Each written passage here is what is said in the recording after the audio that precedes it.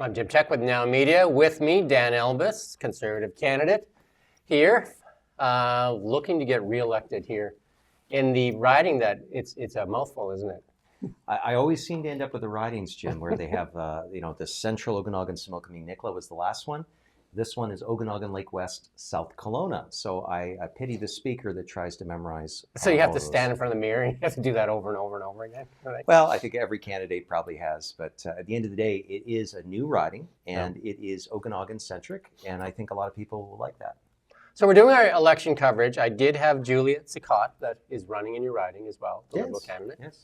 And apparently I'm going to get the NDP candidates in here together to talk. And then... well, this would be the time. Candidates should be out selling their wares. Selling their wares and also answering questions from the media. Ask questions, right? Because Yes. isn't that what we're supposed to do? We're supposed to hold power accountable and ask questions. And now's the time that politicians really want to listen, for sure, because it's election time. Big news today for the Conservatives, though. They dropped their plan, finally, right? The big plan came out because the Liberals dropped their plan on, was it Sunday? I think it was, yes. Sunday, on the weekend, anyway. They dropped their plan, and they said, where's the Conservative plan? And a couple days later, there it is, right? Yeah. And some people said that maybe the Liberals dropped their plan on the weekend when it wasn't as noisy, but it got a lot of noise anyway. I mean, it's not like you're going to hide something like that. Well, look, parties, to be credible, need to show that they have, a path to tick off all the things that they've made promises on. I'm very happy that Pierre Poilievre and the Conservative Party have come up with a platform that shows that we're going to spend $125 billion less than Mark Carney and his Liberal Party. In fact, the main thing I've been hearing about the Liberal platform is that it actually will project to spend more than Justin Trudeau ever has. Right. So, we need to address economic growth. We need to deal with an aging demographics, particularly here in the Okanagan, but right across the country. We need to also show that we can stand on our own 2 feet, unleash our resources, and find new markets for our products, and rebuild our military. So there's a lot that are things that are out there. But, I've been hearing from seniors that they're really happy to see the Conservatives have put forward, a tax cut. So essentially, so that it allows for working seniors that they can work without paying taxes up to $34,000. That's a bonus. For those that are turning 71 and have to cash in their RRSPs, they're happy to see some flexibility to age 73. And working families, they want to see for a 2-income family, they could save up to $1,900. So, we have a very strong plan, and I'm glad Pierre Poilievre has put it out so that Canadians can now kick tires rather than kicking politicians. Yeah, Renee Merrifield, myself, and Ian Burns are going to break down both plans tomorrow, so we're going to go into full depth on that. A couple of things that the Liberals have accused the Conservatives of is cutting dental, cutting the daycare, and none of that Pierre has said that he's not cutting any of those things. So this is the funny thing. He actually said in the House of Commons when the Liberals brought their bill, they didn't need to produce legislation. I think they wanted to make a wedge out of this, because they can essentially say, in our budget, we're going to give so much money to each province, and they can make those agreements. But we had the debate, and we just said, look, there's not flexibility here. This is specifically going to go towards a public daycare. And in the central Okanagan, what that essentially has mean is we've seen about 500 not-for-profit or private daycare spaces dry up because there isn't funding.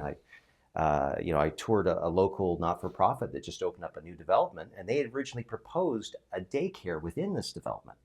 And the province said it was interested in funding a private not-for-profit daycare that even had a little playground as part of the building. So we've seen a real focus ideologically from both the BC government and the Liberal Party as the Liberal government. And so what we've said is that we will make it so that the BC government has a more flexible framework so we can actually deliver daycare in the spots that British Columbians need. So that's something there. On the dental, look, we've been very clear on anything that seniors are accounting on, whether it be old age security, whether it be the guaranteed income supplement, whether that be the Canada pension plan or the new dental program. We're going to maintain those, and it's in our platform. What more is that when you actually look at our platform, unlike the Liberals, where they just simply say, trust us, we actually took it to Philip Cross, who used to work for Statistics Canada as their economy guru, and also Dr. Timothy Sargent, who was a Associate Deputy Minister in Finance. And they've said that our numbers are credible And they are going to protect those important services while unleashing our economy, with whether it be through natural resources, whether it be through more competition in different space. For example, we want to allow banks to face competition from smaller fintechs. This is something the government's been talking about for years, never has done that. And so that we're going to be allowing those things to happen, highly regulated, but we're going to allow for more economic activity, and we're going to allow for more consumer choices. One of the big ones in the polls leading up to even Mark Carney getting the leadership of that party was pipelines. Mm-hmm. And then when Jean Chrétien, who was here actually in Level Up 2019, and actually his speech was very similar. It's a very similar speech. But in that speech, he said, we're going to build pipelines across Canada. We're going to build pipelines. And the plan that got dropped, though, there's no pipelines. So no, in fact, Mr. Carney comes to Kelowna during the leadership, says, I will use emergency powers. 5 days later in Quebec, he says, I will never overrule a province like Quebec. And then he goes to Winnipeg and says, by the way, remember the pipelines, the No New Pipelines bill? We're going to keep all of it. And this is a bill, by the way, that has been found as unconstitutional and has angered a lot of provinces. So essentially, he's keeping all of the legislation in place. So there's no new pipelines, and he's keeping all of the same people around him. Stephen Guilbeault, the former environment minister, is his Quebec lieutenant. So let's not kid ourselves, folks. Mark Carney came to Kelowna, and he was willing to tell the people here's one thing, goes to eastern parts like Quebec, and says something completely different in a different language. You can't do that anymore. I don't think you ever could. But with social media today, it just shows that he's willing to say anything to get a vote. And you know what? We've been very clear about our policies, and I'm happy to be accountable for it here today. 70% of Canadians wanted pipelines when they did the poll. And when Jean Chrétien said it, we're going to build pipelines, all the Liberals in the room went crazy. Yeah. Right. And then all of a sudden, Carney let that kind of ride. And then they started talking about, this Energy East kind of corridor, which again could allude to a pipeline, but it was clearly laid out clearly missing in the plan, the word pipeline. Yeah. Well, let's put it this way. Mr. Carney has gone on the record multiple times saying that we need to leave our natural resources, our reserves in the ground. So he's actually led efforts to try to defund the oil sands. And look, I'll just remind everyone that the oil sands are one of the biggest developers of Canadian clean tech because it makes them more energy efficient. And that industry is always trying, this is Canada. We do everything at a higher standard. So, when I see people say, no new pipelines, no new refineries, because that's what the Liberals have effectively done. What that means is higher energy costs, more of our infrastructure is continuing. 98% of our energy exports go to the United States, and they buy at a discount. And we buy back jet fuel, for example, for YVR Airport, about 50,000 barrels a day. We actually pull from both the United States and from Alberta, and we pay through the nose in British Columbia for that last little bit to make sure that we can drive our cars every day. So that would change under a Conservative government. We need to give powerful paychecks to our families. We need to get ourselves off relying on the Americans for everything. And we need to diversify our trading relationships, and that includes energy exports. That's our largest export in this country. So if people want to show the Americans that we can stand on our own 2 feet, we need to change the way we do our pipeline infrastructure. Mark Carney has clearly said that he won't do that, especially with the same Liberals that are around him. He continues to support a cap, an energy cap on emissions for Alberta and Saskatchewan. And that just means less jobs. The Parliamentary Budget Office says that's 54,000 jobs and $21 billion hit to our economy from that one policy. So folks, if you want to see a stronger Canada where we can invest our military, we can keep our social safety net, vote Conservative. Western Canadian Select, you alluded to it. Western Canadian Select has been selling at a discount forever, really, compared to Western Texas or West Texas Intermediate, because we're really reliant on one customer. They get to call the price. What's the plan for Conservatives to get either a pipeline west or east or to Churchill, or when will we see some results from that? Because again, the Japanese were here begging for our LNG. The Germans were here begging for LNG, and Trudeau said there was no business case for that. Yeah. So first of all, when you have the German chancellor come to you and say, help us get off Russian dependency on their oil and gas, when you have the Japanese come to us, their representatives say, we want to switch to Canadian liquefied natural gas, we should be saying, okay, let's look at this. And instead of dismissing it, as the Trudeau government did, and push $500 billion of investment to places like the United States or that don't have the same kind of environmental standards, we should have said right away, yes. So first of all, we would have a national energy corridor, where you have a corridor that's set aside for energy transmission, whether it be by pipeline, natural gas, or electricity, because there's lots of opportunities here in this country. And what we'll do is we'll have that all shovel ready to go. So when a company says, I'm interested, they can put forward and they can start putting shovels in the ground almost right away. Second, for projects that are proposed from that are part of that, we are going to have a one-stop shop. So literally within 6 to 12 months, they will go in one and done review. We can't have it where we're going to say it takes 20 years to get to yes in a critical mineral mine development, for example. We can't say we're going to study something for 5 to 10 years before we expand our ports, like we see happening in the Lower Mainland. So these are the things that we're going to do. We've already identified 10 projects right across the country. So in British Columbia, LNG Canada Phase 2, we're going to give that the go-ahead. For a similar project in Quebec, we're going to give the go-ahead to. Why? Is because the German people, the Japanese, they are our friends and allies. They've asked Canada to step up and to help them.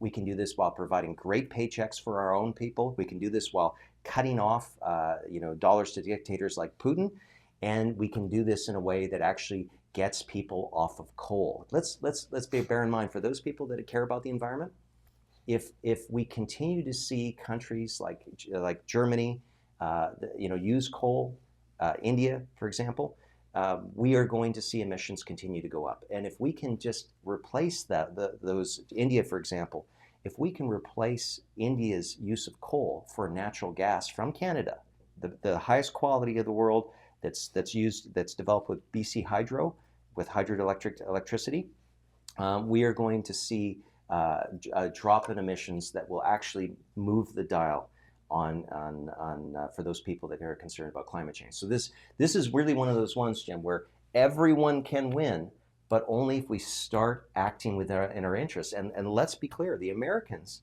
they're doing this, they're moving in on this, and they're getting more prosperous, and we are getting less.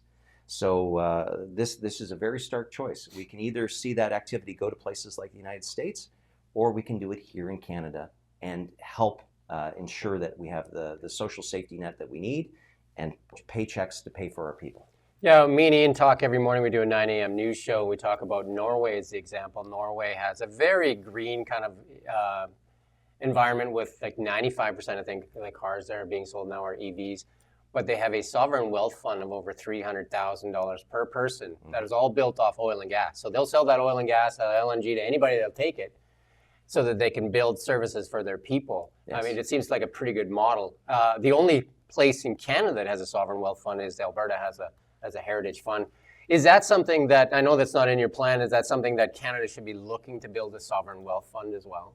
Well, look, Canada is stronger when we have a strong Alberta, we have a strong BC, we have a strong Quebec, we have a strong maritime region as well. We need to have every cylinder firing, and if you actually look at the Conservative plan, which, by the way, it's 4achange.ca, so people that are watching right now, go to 4achange.ca. You can see it for yourself how those investments will be there. And it's not just focusing on oil and gas. This is on critical minerals. Like I said on a previous interview, David Eby has said that he wants to streamline both clean energy and critical mineral development so that our GDP continues to grow. We've seen a real falter in this country since then, since the Liberals took office. So these are the things I believe that we can bridge that gap, work with provinces and premiers like David Eby on things that are good for Canada, good for British Columbia, and most, of course, good for the Okanagan, which is I'm all about.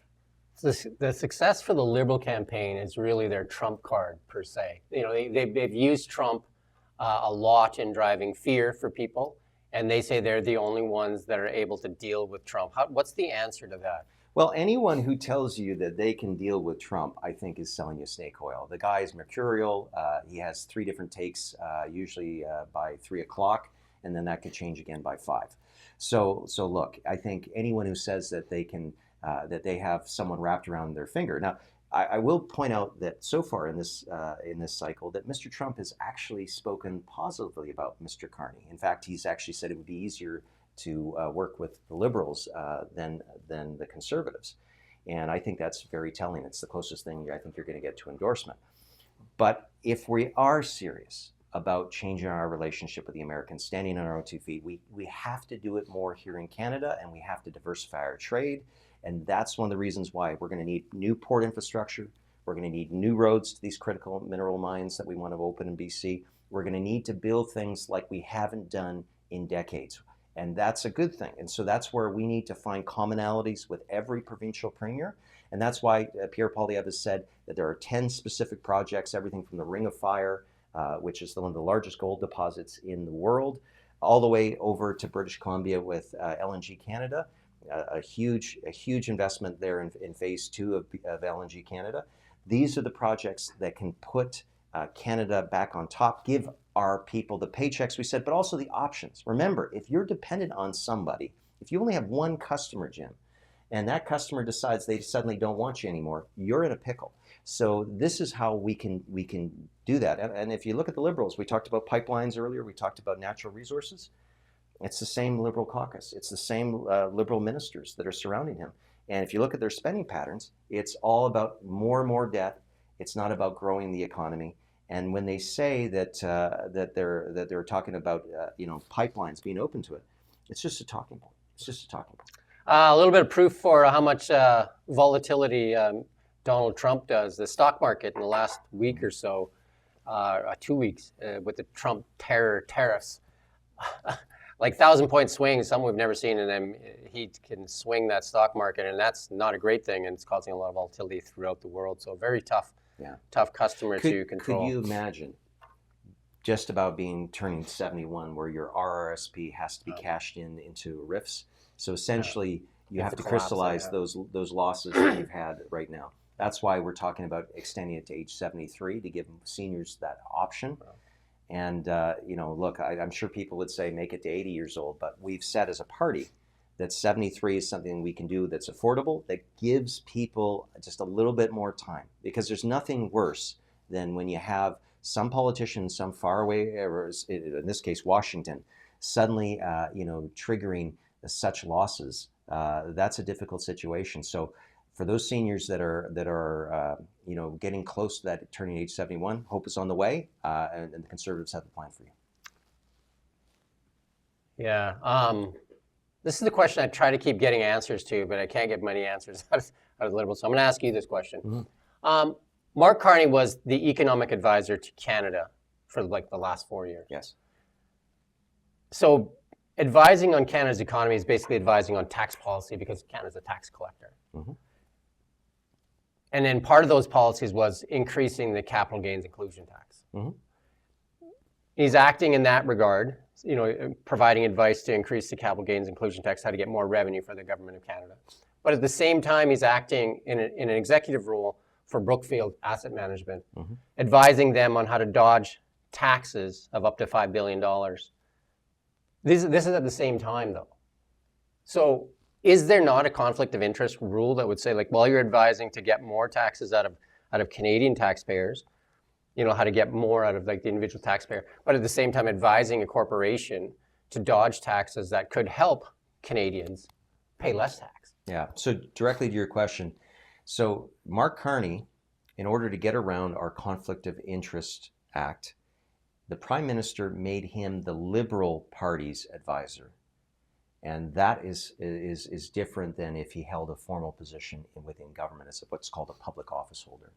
So that loophole is a big problem. And actually in our platform, forwardchange.ca, we actually talk about a number of things that we will do to make the system more accountable, because we don't feel that people should be shadow lobbying, as what we've seen with reports of Mark Carney doing that with the Labour government, basically pitching that they should include more heat pumps and focus on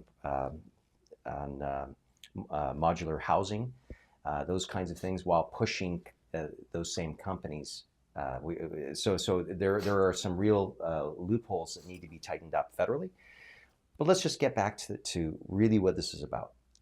Mark Carney, as the chair of Brookfield Asset Management, moved his company days after Donald Trump threatened Canada and said, let's move to New York. It has and he actually wrote a letter to all the shareholders saying that the board and I are in unanimous agreement that this is the best thing for the company.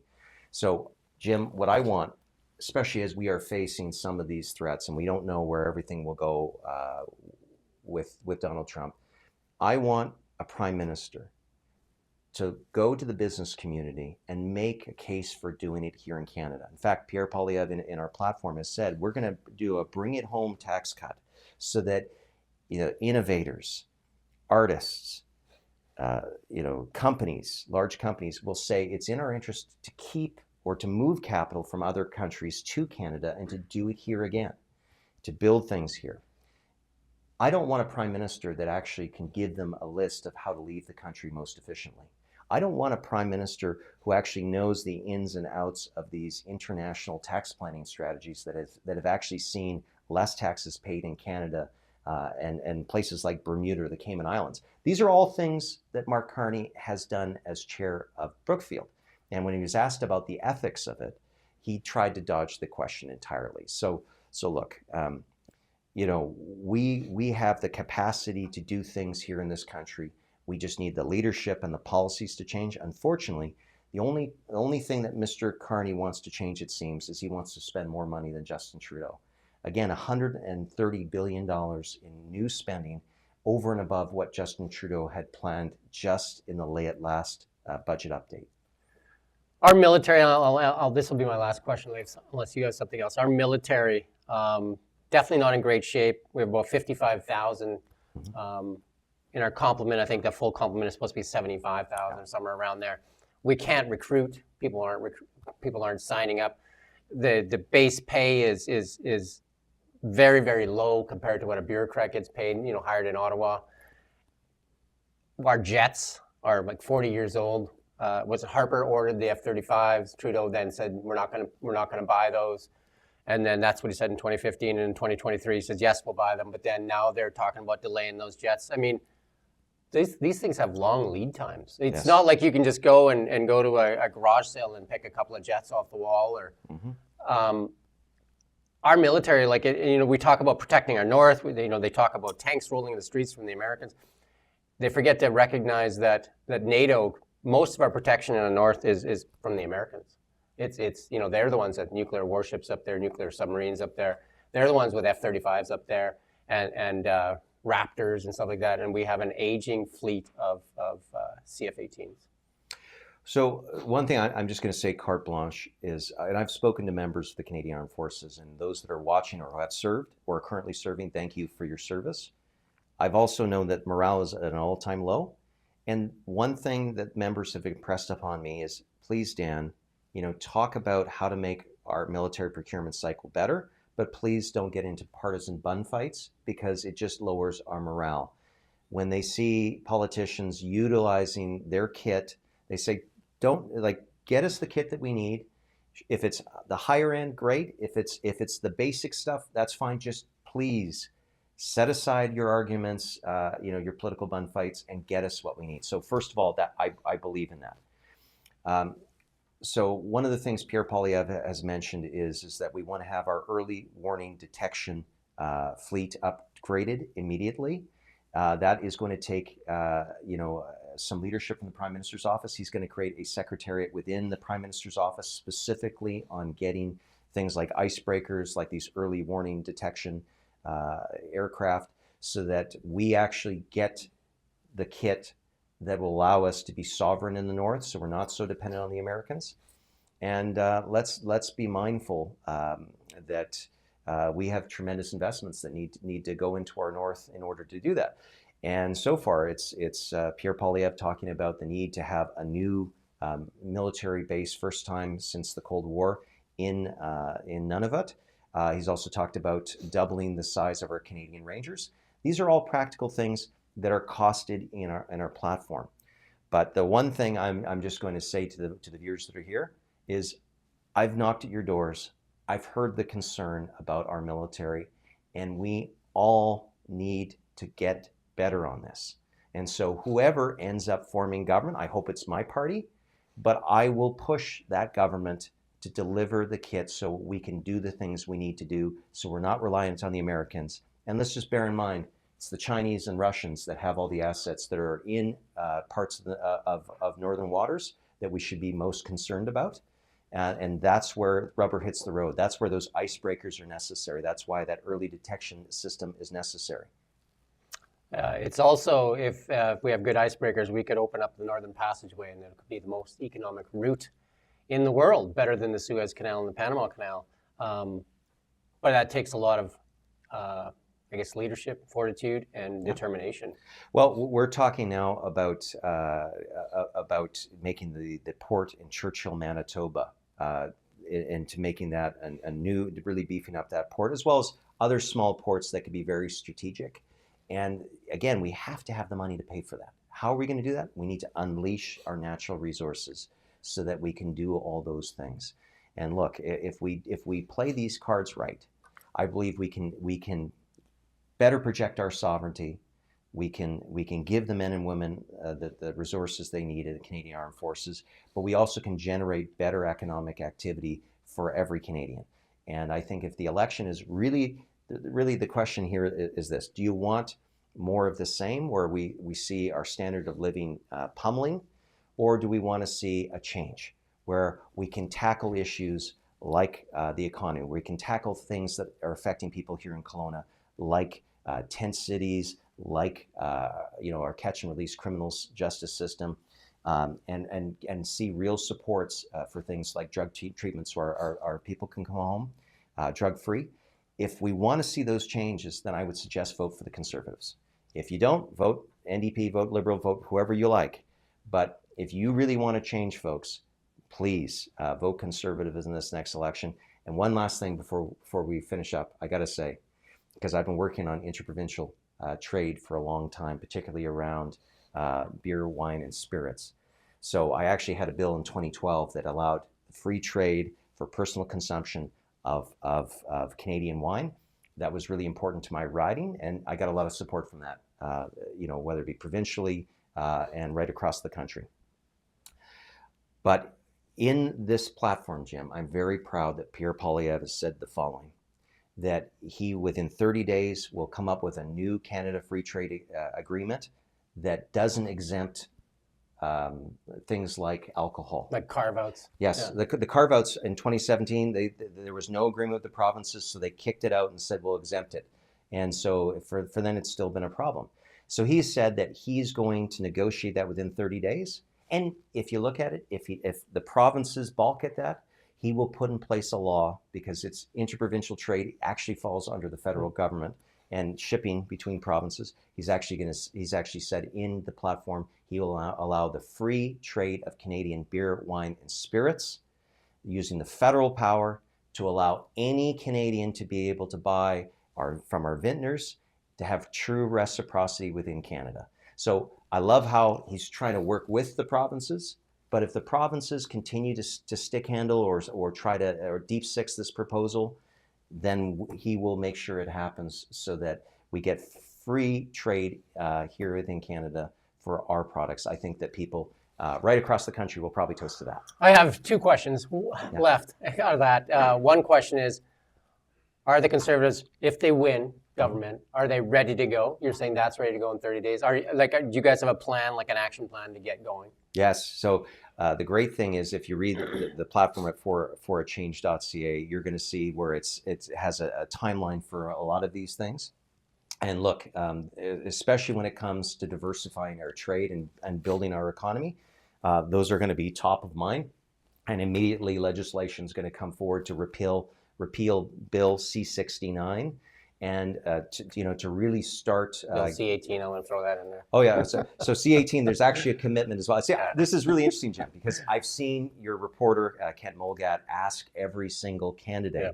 And to me, I'm just going to divulge just for a second on this. Sure. So the government puts forward C-18, the Online News Act, and gets told by small companies, big companies, that this will change their behavior and it will be harmful to Canadians who want to access their media online. Your company, Infotel, as well, has said that they've been cut off Facebook, and that means that that's our biggest driver of traffic. Yeah. I did a story with CBC The National, and media outlets across Canada have lost half their traffic. Yeah. So this is like the Kamloops this week. Kamloops this week was a publication, community newspaper. They actually blamed Bill C-18 when they closed their doors. Bell Media blamed it when they laid off 4,800 employees. Yeah. So this is hurting small and it's hurting big companies alike. And it's always the journalists that lose their job and their families that have to pay for this. But the Liberals were warned, and despite the warnings at committee, we had Liberals, we had New Democrats, we had Blocs all just say no. We're voting in favor of this, and in a minority parliament, with a minority government, the Liberal was able to pass it.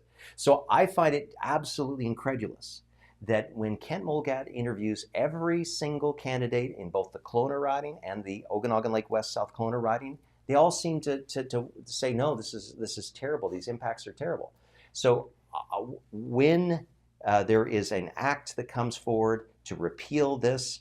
I would be voting in favor to repeal it, but I would tell you that I think that the Liberals and if there's any New Democrats in the next Parliament will probably double down, whip their own members to vote against repealing this and giving Canadian back the content that they want to see on their terms.